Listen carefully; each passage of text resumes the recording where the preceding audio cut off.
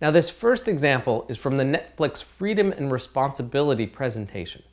It's a 180 something slide presentation that's available out on the web. Look below for a link. And the core piece here is freedom and responsibility for their employees. So let's go and dive in. First and foremost, Netflix views its corporate culture as building a team, not a family. You often hear in companies that you're welcome to the family when you join in, that we're all a big family here and so forth. Well, not at Netflix. At Netflix, it's about building a team like a pro sports team. And if you think about a pro sports team, they are trying to build the best possible group of people to get a job done. And in the case of a pro sports team, to win as many games as possible, to go win the championship. And so Netflix has the same view of why can't we do this in business? Why can't we only have the really strongest people on the team? Why do we have to have the filler? Why do we have to have the bench? Why don't we just have those starters and nothing else? So along these lines, Netflix has a test. And the test is for every manager. The test is, what would you do if that employee right there turned around today and said they were leaving? Well, in the traditional corporate culture, what happens is you make them a counteroffer. You give them a raise. You give them a few more perks and so forth. Right? You go out of your way to try and keep that employee if you think they're worth it. And if you don't think they're worth it, well, then you help bring them down to the HR department and give them a good exit interview. Well, at Netflix, they have what they call the keeper test, which is they ask every manager to think about this now instead of when that employee is walking out the door. And it's rather simple. If you would drive a dump truck full of money to this employee's house in order to keep them, well, then do it now instead of doing it later. If they need more vacation time, if they need something in their life to make them stay, well, do it now. Don't wait until they're about to leave, right? And if that person is not someone who should be on the team, if that is someone who you would not be so upset if they left, well then, manage them up or manage them out. Now, what falls out of this culture is that you're just left with a bunch of really strong players. And these really strong team members, well, they need freedom to act, right? These are not the kind of people who just want to blindly follow rules, right? That's the filler. Here you have just the go-to people. Well, then you have to build a culture around giving them freedom. Given this really high-powered team, the founders of Netflix understood that they had to give this team freedom to act, right? These are not the kind of people that just blindly follow rules. So the reason why you don't see this in most companies is not just because they don't have the high-powered team, but because startups grow. What generally happens is that as the team size increases, as you go from 10 people to 20 to 30 to 50 to 100 to 200 and so forth, usually companies set up more and more rules to constrict what the employees are allowed to do. Right? So as the company grows, generally, the employee freedom drops. And in fact, as you add more and more rules, it gets more and more complex. And the high performance employees, these great team members, well, they don't want to be around anymore. Right? They only really want to work with other high-powered employees. That's kind of the key to build a really great team, right? If you go back to the sports analogy, if you have a team and they have a chance to go win the championship, well, then other great players want to be part of that team too, right? Same thing at Netflix. So how do you do this? How do you increase the freedom and responsibility of your employees? Well, a great example is the Netflix vacation policy. Originally, they had the same type of vacation policy as everywhere else. You got 2 weeks or 3 weeks, unless you were higher up or unless you negotiated it or so forth. Until they changed it around. And now it's just a 6-word statement. There is no policy or tracking. I'm going to say that again. There's no policy or tracking. There isn't a policy of take as much vacation time as you want. There isn't a set of rules that says there are no vacations or you take vacations at this time or not. The whole set of rules around vacations is talk to your manager.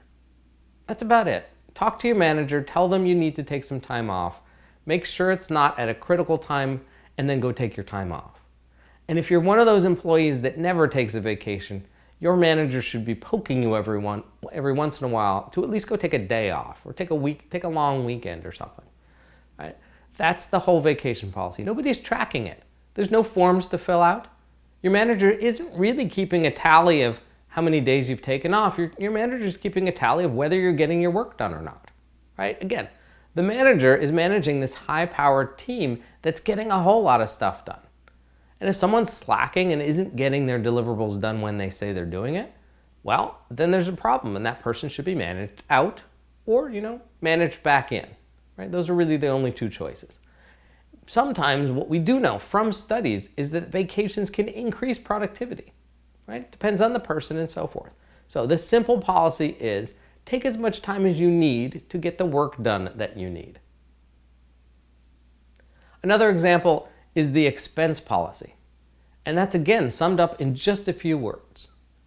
Act in Netflix's best interests. So what's that mean in real life? Well, what it means is you're not traveling first class, right? You're not staying at the absolute best hotels, but neither are you staying at the worst hotels, right? Stay at a nice place that keeps you in a good state of mind so that you can go and do whatever work you're doing when you're out traveling. It means there isn't a per diem, right? There isn't a specific amount you're supposed to spend on food when you go out traveling or when you go out entertaining. What you should do is spend a normal amount of money, right? So what we see at very large companies is they say, well, you're not supposed to spend more than $30 per meal when you travel, right? And not more than $50 per day. So what do people do? Well, they spend $30 per meal and $50 per day. And that is not in the best interest of the company. That is in the best interest of the person traveling. So in this policy, it's just do what you normally do. If you normally go out and eat a $10 lunch, right, and you are out traveling or out and about, and you eat a $10 lunch, well, then don't expense it. That's, the company didn't do anything extraordinary in that case, right? It's just what you normally do. But, if you're out entertaining a potential customer, well, then what's needed for the company is for you to go and entertain them. So, do what's needed to be done. Just don't be extravagant about it. What this really comes down to is treating adults like adults, right? Again, Netflix is hiring the best and brightest they can, and they're giving them the freedom that anybody would want, right? Unlike most companies that really treat adults like children, right? They set a bunch of really strong, tiny little rules, just like you would do with your toddler, right? And they get upset when you push the rules here and there. Well, there really aren't any rules like that at Netflix to break. Now, this culture is not just about freedom, it's also about responsibilities. And in terms of responsibilities, that's about management style. And the management style at Netflix is all about setting context instead of micromanaging the employees. By setting context, it means tell the employees the strategy of the company. Tell them where the company's going in this quarter and this year and so forth. Give them metrics that you're measuring by. Tell them what your assumptions are and what the objectives that you expect them to reach. Right? Define their roles so they know what they're supposed to do.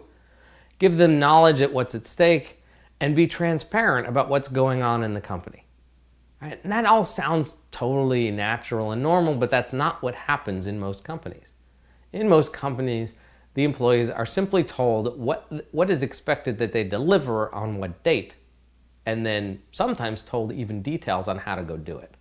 Right? That's the control top-down management style, and that's just not how it's done at Netflix.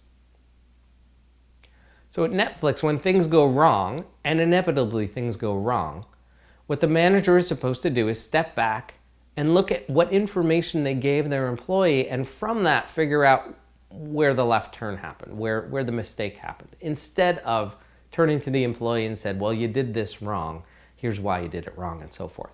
Right? It's all about setting context and making sure that you're supporting that employee so that they can get their job done.